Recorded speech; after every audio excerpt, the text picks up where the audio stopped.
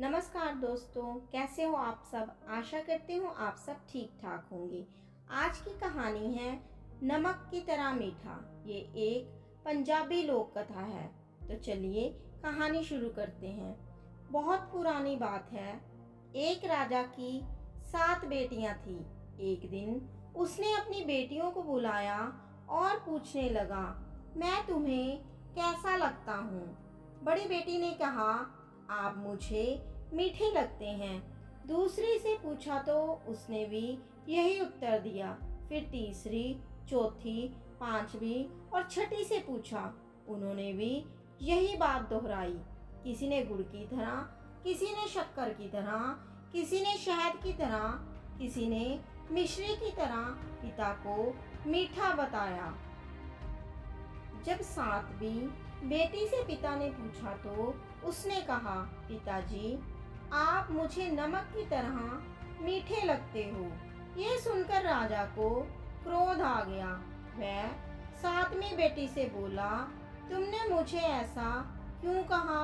लड़की बोली, पिताजी, मैंने जो महसूस किया वैसा ही कहा है। छोटी लड़की के मुख से ऐसा सुनकर राजा क्रोधित हो उठा। उसने अपने सेवकों को दरबार में बुलाया और आदेश दिया कि नगर के किसी कोढ़ी आदमी को उठा कर लाओ। सेवकों ने पूछा, महाराज, आप ऐसा क्यों कह रहे हो। राजा ने कहा, मुझे अपनी छोटी लड़की की शादी उससे करनी है। राजा की बात सुनकर सब लोग चिंता में डूब गए। सभी मंत्रीगणों ने राजा को ऐसा अन्याय ना करने की सलाह दी, लेकिन राजा ने उनकी एक ना सुनी। सेवक कोड़ी की खोज में निकल पड़े। तभी उन्हें पता चला कि किसी अन्य राज्य का एक राजा है जिसके शरीर में एक साधु के शाप के कारण कोढ़ फूट पड़ा है।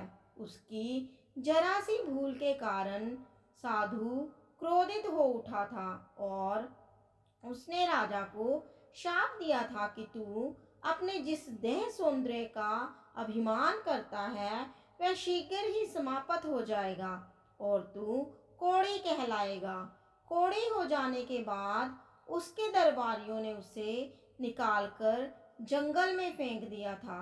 सेवकों ने कोढ़ी राजा को जंगल से ढूंढ निकाला और उसे उठाकर अपने राजा के राज दरबार में ले आए। राजा ने अपनी सबसे छोटी बेटी का विवाह रस्मों रिवाज के साथ कोढ़ी राजा के साथ कर दिया। राजा की बेटी ने अपनी जरा भी उदासी प्रकट ना होने दी। राजकुमारी राजमहल के भयपूर्ण जीवन को छोड़कर अपने पति को लेकर महल से बाहर निकल गई। भीख मांगकर उसने कोढ़ियों को बिठाने वाला एक ठेला खरीदने के लिए पैसे जोड़ लिए। वह रोज उस ठेले में अपने पति को बिठाकर भीख मांगने जाया करती। एक दिन अपने कोढ़ी पति का कहा मानकर रानी उसे सरोवर के पास ठेले में बैठा छोड़कर भीख मांगने चली गई। कोढ़ी राजा ने देखा कि सरोवर में कुछ कौवे डुबकी लगा रहे हैं और हंस बनकर सरोवर से बाहर निकल रहे हैं। यह दृश्य देखकर वह हैरान हुआ। अचानक उसके दिमाग में एक विचार कौंधा और वह सोचने लगा, क्यों ना मैं भी सरोवर में डुबकी लगाऊं। यदि कौवा हंस बनकर बाहर निकल सकता है तो मैं भी शायद पहले जैसा सुंदर नौजवान राजा बन जाऊं। फिर उसने सोचा कि यदि मैं सुंदर नौजवान युवक बनकर निकलूंगा तो मेरी पत्नी मुझे पहचानेगी नहीं।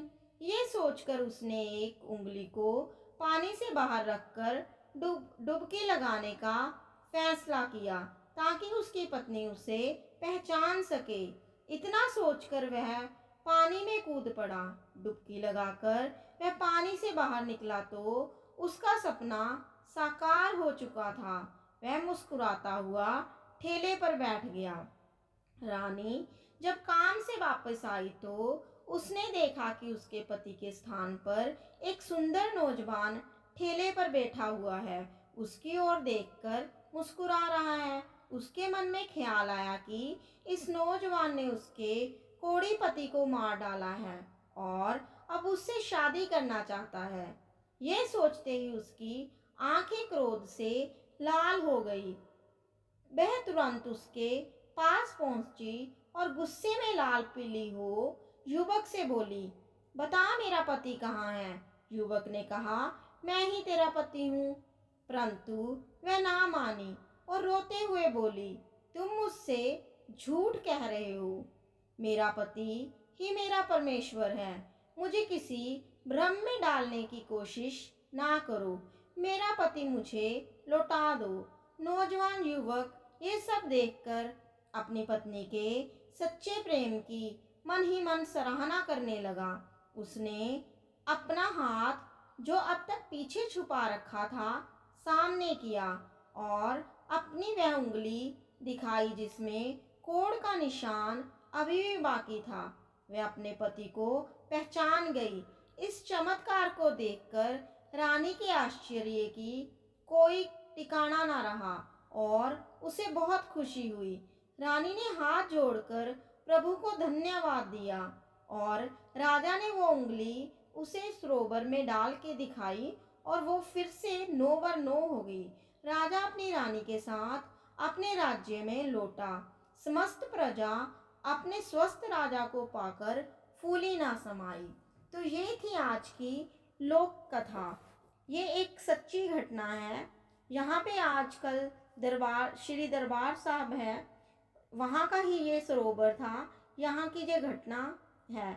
अब आज भी गुरुद्वारे में ये शब्द उच्चारा जाता है, कागो हंस करे। और वहाँ आज भी वर्ल्ड वाइड दुनिया आती है, पूरे कोने कोने से लोग आते हैं। हर जात हर मजहब का बंदा वहाँ पे आपको मिलेगा। तो उस सरोवर में स्नान करके उस कोढ़ी का कोढ़ ठीक हुआ था। तो जो वो बेरी आज भी वहाँ पे है, जिस कोढ़ी के नीचे उसने अपने पति को बिठाया था, कोढ़ी पति को बिठाया था, उसको इस नाम से जाना जाता है, दुख भंजनी बेरी।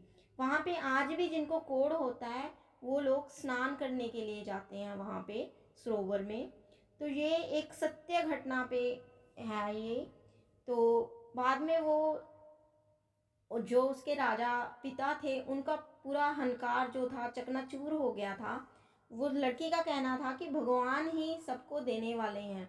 तो उसके पिता ने तो उसकी शादी कोढ़ी से की थी, पर उसके जो भगवान ने सोच रखा था उसको एक अच्छा पति, खुशहाल जीवन, बाद में उसको अपने आप वो सब मिल गया।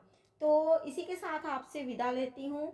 मैं आशा करती हूँ आपको ये आज की लोक कथा कहानी अच्छी लगी होगी। अगर अच्छी लगी हो तो मेरे चैनल को ज़रूर सब्सक्राइब करें और लाइक शेयर कमेंट भी ज़रूर करें। कहानी सुनने के लिए आप सभी का धन्यवाद।